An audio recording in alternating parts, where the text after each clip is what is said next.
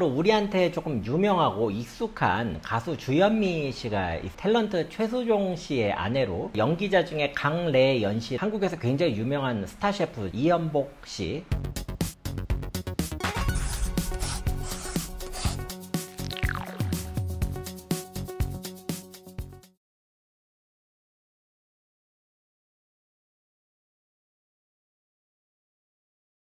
안녕하세요.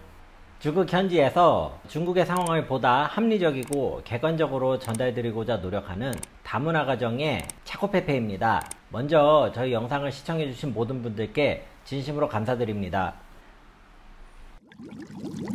오늘부터는요, 한국 화교에 대한 이야기를 한번 들려드릴까 합니다. 한국 화교의 역사와 의미를 저희가 좀 정리를 하는 것이 저는 되게 중요하다고 생각을 하는데요. 중국하고 우리가 국교를 수립을 한 것은 1992년입니다. 하지만 일제시대 이후부터 계속해서 한국에서 살아왔던 이들이 한국의 화교들입니다. 이 한국 화교들에 대한 이미지는요, 우리 지금 현대를 살고 있는 한국 사람들의 머릿속에 가장 기본적인 어떤 중국과 중국 사람에 대한 이미지를 형성을 했기 때문에 한국 화교에 대한 정리를 하고 넘어가는 것이 한국 사람이 중국을 바라보는 데에 어떤 기초적인 부분을 정리할 수 있다라고 생각을 합니다. 먼저 화교라는 말에 대해서 한번 알아보겠습니다. 우리가 해외에서 사는 우리나라 교포, 교민이라는 말을 쓰잖아요. 그때 그 교라는 글자가 있습니다. 이 교라는 글자가 화교의 교예요. 그리고 화라는 것은 중국 사람들이 수수료를 일컬을 때 중국 사람들은 자기 자신에 대해서 중화라는 말을 많이 쓰거든요. 그래서 이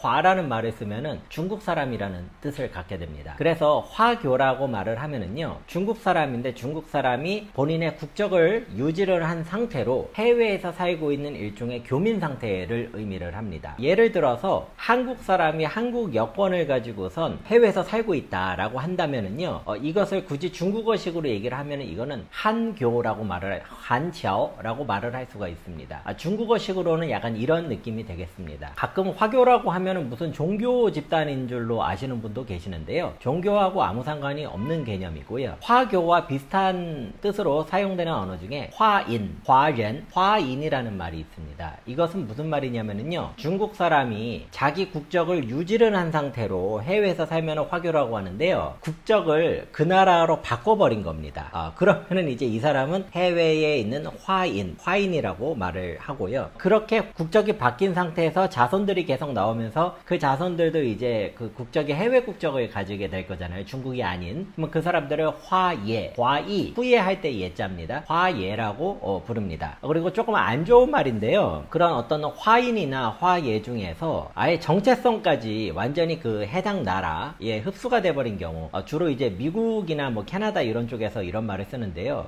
잘 쓰는 말인지는 제가 모르는데 그런 사람들은 ABC라고 부릅니다. 그냥 영어로 ABC라고 부르더라고요. 이런 식으로 중국이 워낙 사람이 많기 때문에 전 세계 곳곳에 중국 사람들이 살고 있습니다. 제가 10여 년 전에 이집트에 여행을 한 적이 있었는데요, 거기에도 중국 사람들이 중국 음식점을 하면서 살고 있더라고요. 아무튼 전 세계 곳곳에 화교들이 있습니다. 그 다음으로 우리한테 조금 유명하고 익숙한 한국 사회의 화교에 대해서 한번 말씀을 드려볼게요. 먼저 여러분들이 많이 아시는 가수 주현미 씨가 있습니다. 제가 알기로 현재는 한국 국적으로 완전히 바꾸신 걸로 알아요. 그런데 이 주현미 씨가 어린 시절 화교로서 이제 화교 사회에서 쭉 성장을 했던 그런 케이스로 알고 있고요. 탤런트 최수종 씨의 아내로 전생에 나라를 구했다 뭐 이런 평도 들으시더라고요. 이분 이제 하이라 씨도 화교 출신인데 지금은 한국 국적을 가지고 계시는 걸로 제가 알고 있습니다. 또 이제 연기자 중에 강래연 씨라는 분 계세요. 그분도 이제 화교시고 한국에서 굉장히 유명한 스타 셰프죠. 이연복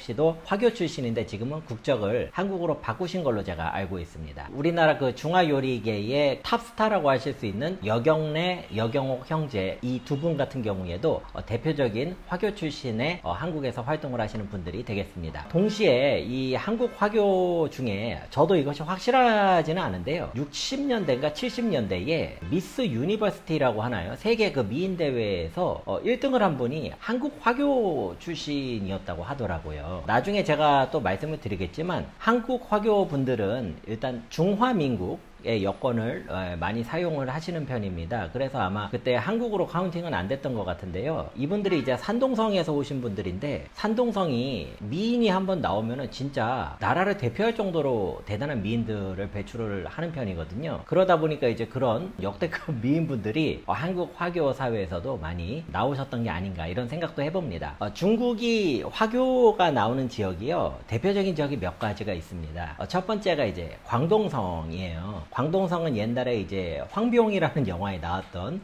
그 무대가 됐던 지역입니다. 광동성의 화교들은 일찍이 아편전쟁 이후부터 미주 사회로 이주를 많이 하는데요. 그때 미국에 가면은 금이 널려있다 라는 식의 신화를 퍼뜨려 가지고 이 사람들이 미국에 가서 엄청나게 노동을 많이 하십니다. 그래서 철도도 놓고, 미국에서 그걸 쿨이라고 불러요. 굉장히 고생을 많이 했다. 그래서 이분들이 이제 미국에 가가지고 지금까지 살고 있습니다. 그래서 이분들은 이제 광동 계열이고, 그래서 미주 쪽에서는 광동어, 캔토니즈 중심의 화교 사회가 많이 형성이 돼 있습니다. 그리고 예전에 97년도에 홍콩이 중국의 반환이 될 즈음에 그런 것에 대해서 이제 받아들이기 어려웠던 많은 홍콩 사람들이 캐나다 지역으로 대거 이주를 하는 일이 있었는데요. 이분들도 역시 쓰는 언어가 캔토니즈, 광동어 계열이기 때문에 미주 쪽에서는 아무래도 광동 기반의 화교 문화, 그 다음에 광동 지역의 어떤 음식이나 전통 문화가 상대적으로 많이 알려져 있는 편이에요. 광동 지역 말고 복건성, 후젠이라는 지역도요, 굉장히 화교가 많이 나온 지역입니다. 복건성의 화교들은 동남아 지역으로 많이 이주를 합니다. 전설에 따르면 옛날 명나라 때에 황관 정화가 아프리카까지 함선을 이끌고 갔다고 하는데요. 그 시기부터 복건성에 있는 중국 사람들이 동남아 각지로 침투를 하게 했다고 합니다. 굉장히 동남아권에서 많은 부를 일구고 있는 것으로 알려져 있고요. 샹그릴라 호텔 그룹이라든지, 아니면 옛날에 한국에서 유행했던 호랑이 고약 이런 거 아시죠? 이런 것들이 다 이 복건성 계열의 화교 그룹들에서 나온 그런 제품들이고, 저희도 상대적으로 그런 것들이 익숙한 것 같습니다.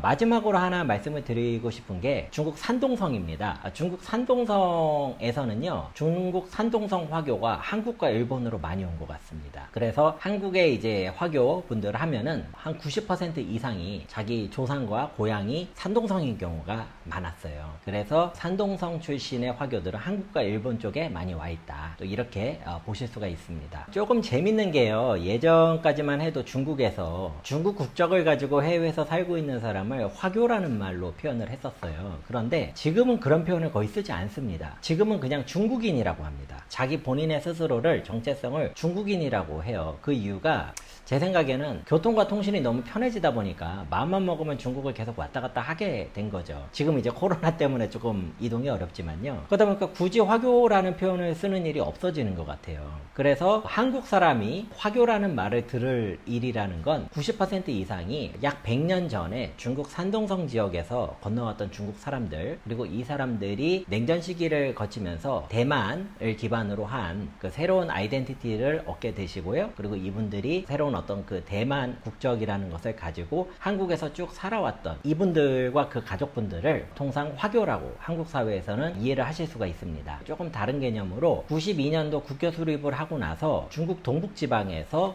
많은 조선족 분들, 한족 분들이 또 한국으로 오십니다. 이분들은 스스로를 화교라고 표현을 안 하시고요, 중국인이라고 혹은 동포라고 이런 식으로 표현을 하시더라고요. 그런 것도 같이 구분을 해서 알고 계시면 좋을 것 같습니다. 네, 그래서 중국인과 화교, 그리고 화교, 화인, 화예 용어들에 대한 기본적인 개념을 한번 알아보았고요. 다음 시간에는 제 개인적으로 한국에 있는 화교분들과 가지고 있었던 많은 추억, 이야기, 그 다음에 한국 사회에 화교가 들어오게 된 배경과 역사, 이런 부분에 대해서 한번 간단하게 알아보도록 하겠습니다. 이번에 시작을 하게 되는 한국 화교 이야기 시리즈에 대해서도 여러분의 많은 관심과 사랑을 부탁드리겠습니다. 감사합니다.